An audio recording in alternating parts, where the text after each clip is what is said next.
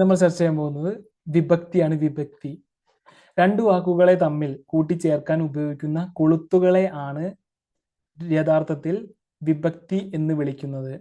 ഉദാഹരണം, രാജുവിന്റെ പേന. ഓർക്കാനുള്ള എളുപ്പവഴി എന്താണ്? നിപ്രസം ഉപ്രസം ആ. നിപ്രസം ഉപ്രസം ആ. വിഭക്തി കൊണ്ട് 7 തരം മാറ്റങ്ങൾ ഉണ്ടാകുന്നു എന്ന് പണ്ഡിത മതം. അതിന്റെ അടിസ്ഥാനത്തിൽ വിഭക്തിയെ 7 തിരിച്ചിരിക്കുന്നു. നിർദ്ദേശിക, പ്രതിഹാരിക, സംയോജിക, ഉദ്ദേശിക, പ്രയോജിക, സംബന്ധിക, ആധാരിക. ഓക്കെ, ഇതാണ് നിപ്രസം ഉപ്രസം ആ എന്ന് മാറ്റിയത്. എങ്ങനെയാണ്? നിർദ്ദേശിക, നിപ്രസം എന്താണ്? നിർദ്ദേശിക, പ്രതിഗ്രാഹിക, സംയോജിക. നിപ്രസം നിർദ്ദേശിക, പ്രതിഗ്രാഹിക, സംയോജിക. ഉപ്രസം ഉദ്ദേശിക, പ്രയോജിക, സംബന്ധിക.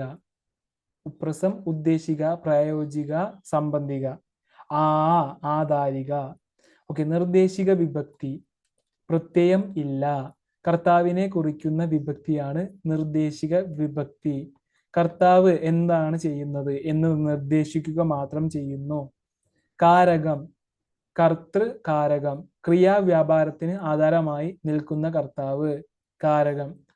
ഉദാഹരണം, രാമൻ ഉറങ്ങി. രാമൻ എന്ന രാജാവ്. ഓക്കെ. പ്രതിഗ്രാഹിക വിഭക്തി എന്താണ്? പ്രത്യയം എ ആണ്. എ. കർമ്മത്തെ കുറിക്കുന്ന വിഭക്തിയാണ് പ്രതിഗ്രാഹിക വിഭക്തി. കാരകം, കർമ്മകാരകം. ഉദാഹരണം, ടീച്ചർ കുട്ടിയെ അടിച്ചു. ഞാൻ അവനെ കണ്ടു. സംയോജിക വിഭക്തി എന്താണ്? പ്രത്യയം ഓടാണ്. ഓട്. പ്രത്യയം ഓട്. സാക്ഷികാരകത്തിന്റെ അർത്ഥത്തിൽ കാണാം.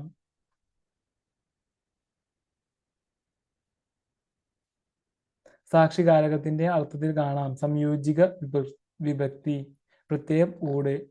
ഓക്കെ. ക്രിയയുടെ നിർവഹണത്തിന് കർത്താവിനോട് ചേർന്ന് നിൽക്കുന്ന കർത്താവിനെ സഹായിക്കുന്നതാണ് സാക്ഷികാരകം. ഉദാഹരണം, ശിവൻ ശക്തിയോട് ചേരുന്നു. ആയി. ഞാൻ അവനോട് പറഞ്ഞു.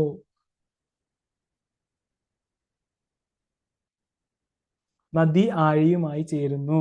ഓക്കെ. ഉദ്ദേശിക വിഭക്തി എന്താണ്? പ്രത്യയം സ്വാമികാരകം എന്ന അർത്ഥത്തിലും ഉപയോഗിക്കാം. ക്രിയ ചെയ്തതിന്റെ ഫലം ആർക്കാണോ പ്രയോജനപ്പെടുന്നത് അയാൾ സ്വാമികാരകം. ഉദാഹരണം, ശിവൻ രാവണന് ചന്ദ്രഹാസം നൽകി. ധാർമ്മികൻ ബ്രാഹ്മണന് പശുവിനെ കൊടുക്കുന്നു. അയാൾ വാഴയ്ക്ക് തടമെടുക്കുന്നു. രാമുവിന് പണം ലഭിച്ചു.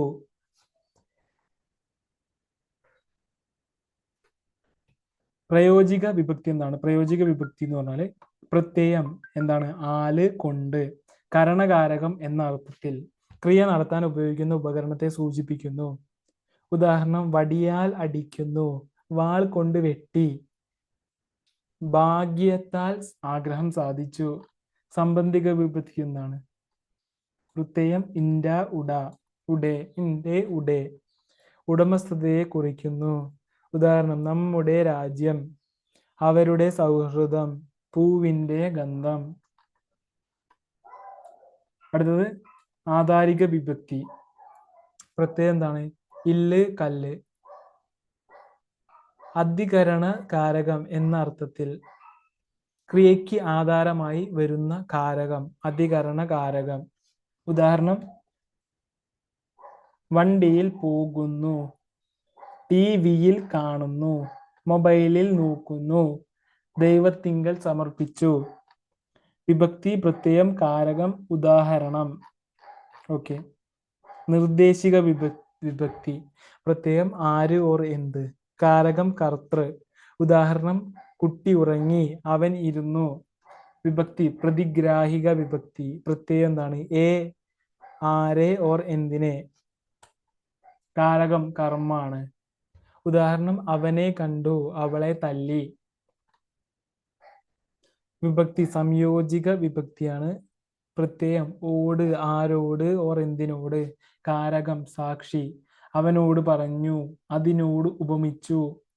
ഉദ്ദേശിക പ്രത്യയം ക്ക് ഓർന് ആർക്ക് എന്തിന് ഓർ എന്തിന്. കാരകം സ്വാമി.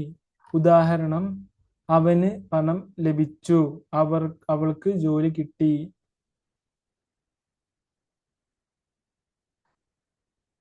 പ്രയോജിക.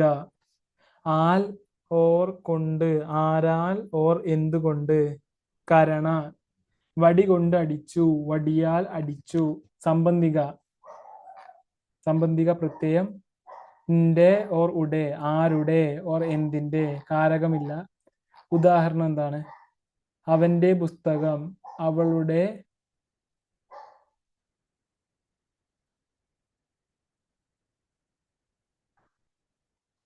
സംബന്ധിക ഇന്റെ ഓർ ഉടെ, ആരുടെ ഓർ എന്തിന്റെ. അവന്റെ പുസ്തകം, അവളുടെ സ്വപ്നം. ആധാരിക.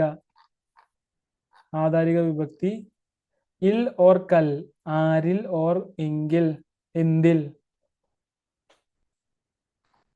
കാരകം അധികരണയാണ്, അധികരണ. ഉദാഹരണം ആ പുഴയിൽ വീണു, ദൈവത്തിങ്കൽ സമർപ്പിച്ചു.